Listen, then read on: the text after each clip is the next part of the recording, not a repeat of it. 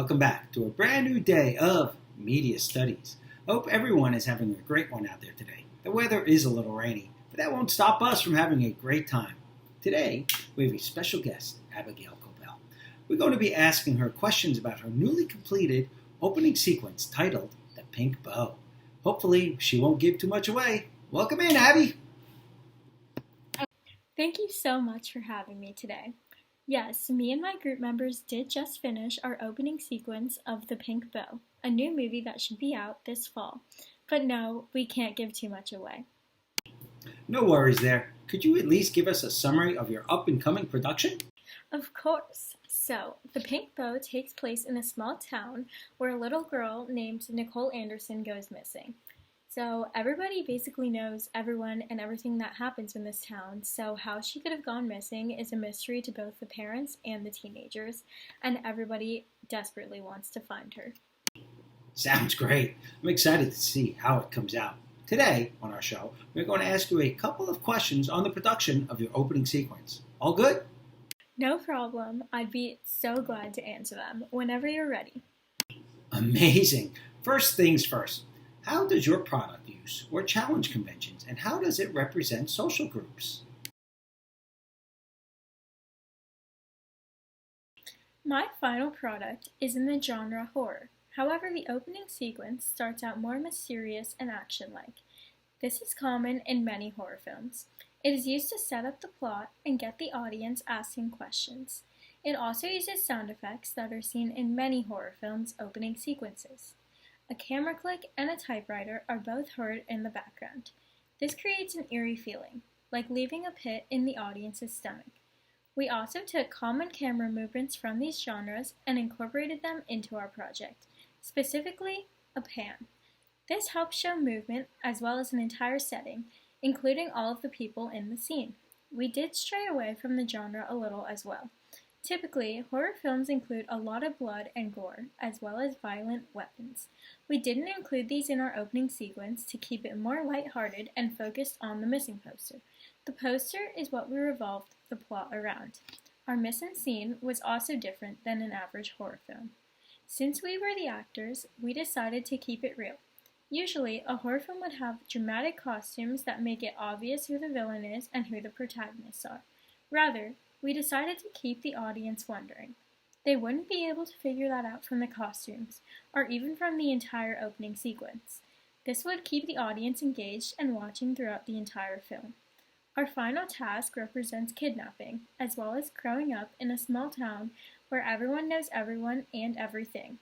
The setting of the film is in a small town where a young girl goes missing. In this city, everyone knows everyone, but no one had any idea how this could have happened. All of the adults are very paranoid, and all of the kids are annoyed, not understanding the situation. It also represents the love from the parents.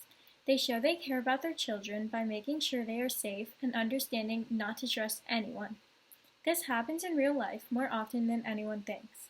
All of the missing child alerts are situations just like this one.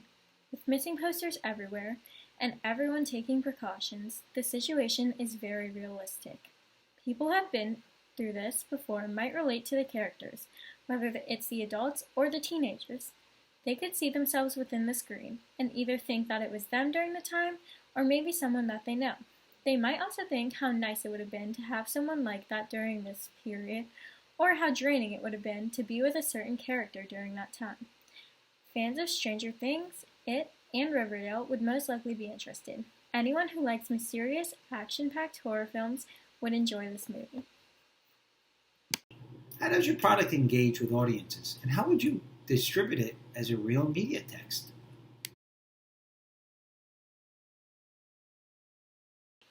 Our product grabs the audience's attention by focusing on a poster of a young girl who has gone missing. The poster is the main idea in the opening sequence. It makes it clear that it is important and that the audience won't forget it. We zoomed in on the words of the poster so that the audience could read it, take it in, and fully understand it. The image of the child should stick in the audience's minds. They won't be able to forget her stare. We also made sure the bow she was wearing was noticeable. It is neon pink and very large, so they won't be able to miss it. I believe the scene where our movie's title appears also keeps the audience around for more. The sound effects spark interest in it, and the color matches the bow. They all tie together. Once again, this keeps the bow in their minds and reinforces the idea that it is important. If the movie was real, it would be distributed within the rest of the film in a movie theater. It is the opening sequence. Therefore, it comes right before the rest of the film. However, there are other ways the project could be interpreted. These couple of minutes could be shown as a sneak peek featured on YouTube or even a morning show such as Good Morning America. I have seen this done before with the show Stranger Things. They showed the opening of the show before it first premiered. Watching that is what really got me interested and excited to watch it. The project could also be edited a little bit to be used as a trailer. All in all, its main purpose, of course, is to be the opening sequence, but it is cool to imagine all of the different possibilities. How did your production skills develop throughout this project?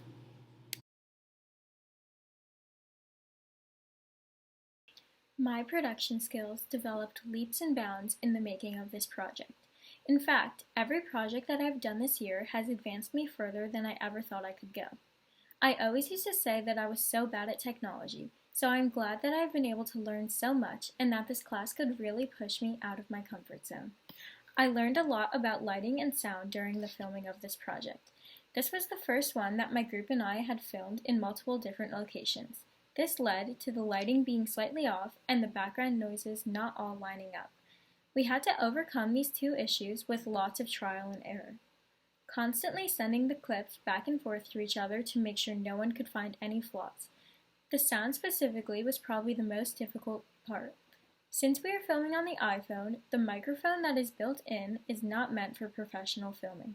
Whenever a plane, car, train, animal, boat, and so much more passed by, we had to completely stop and wait for everything to go silent again, and then continue. It was frustrating when we finally thought we were done filming and then realized the sound was not good in one clip.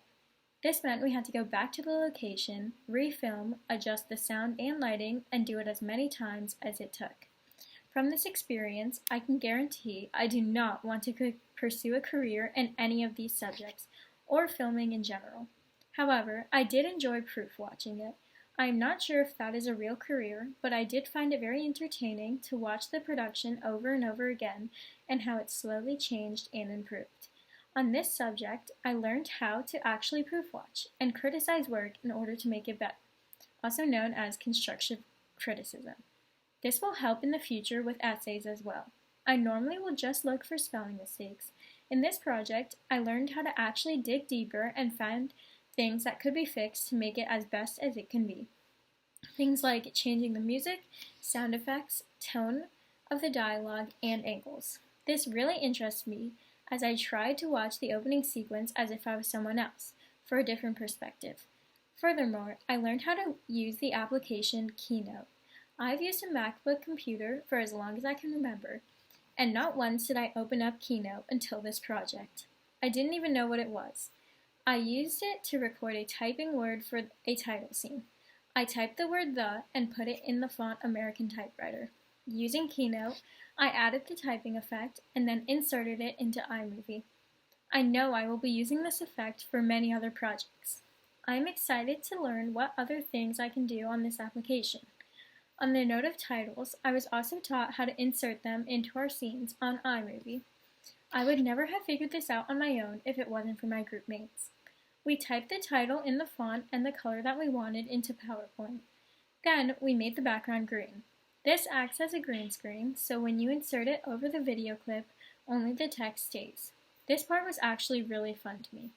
It was so satisfying watching everything come together, instead of just having a bunch of random, empty clips. Overall, this project was very beneficial to me, and the skills that I learned will go on to help me in my other classes as well. Every day in media studies, I learn something new and progress as a filmmaker, and I'm grateful to have this opportunity. Tell me, how did you integrate technologies in this project?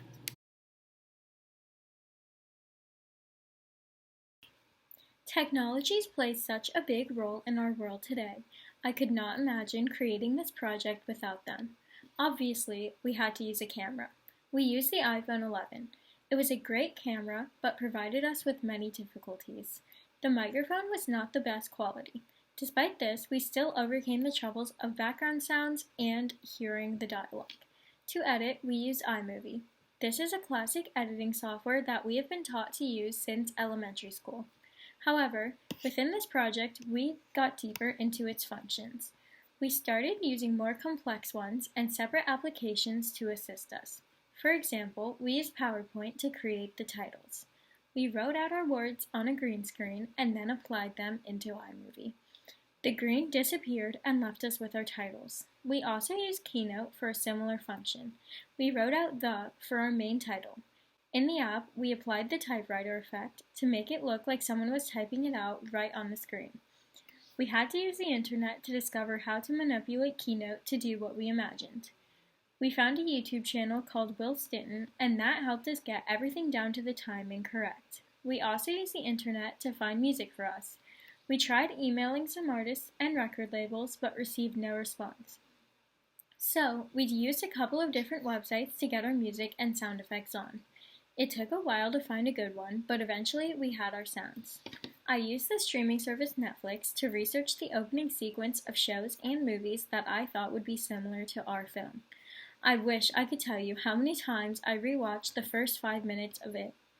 However, it was beneficial because it showed me and my group how to set things up. Research was one of the most important parts of this entire project, and without the internet or technology, finishing our opening sequence would have been much more difficult. I'm so glad that you were able to check in with us today, Abigail. It was a real pleasure, and I feel like I've learned a lot about all of the thought that goes behind the filmmaking process. Of course, and thank you so much for being so welcoming. And that's exactly how I felt when I was making this project, and I know it's how my group members felt too. Well, tune in next time to get more behind-the-scenes look, dive deep into the film industry, and for another fun time.